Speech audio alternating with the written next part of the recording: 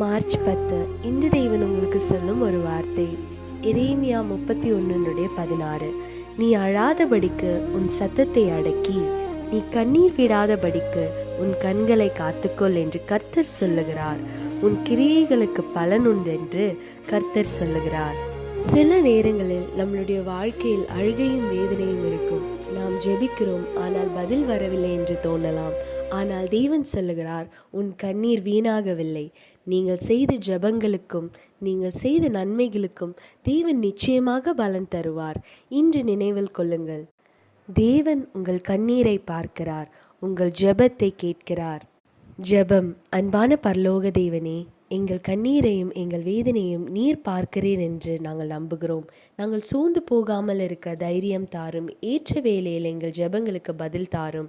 எங்கள் வாழ்க்கையில் உமது சமாதானத்தையும் நம்பிக்கையும் நிரப்பும். ஆமேன். இந்த வசனம் உங்களுக்கு ஆசீர்வாதமாக இருந்தால் லைக் பண்ணி ஷேர் செய்யுங்கள். God bless you.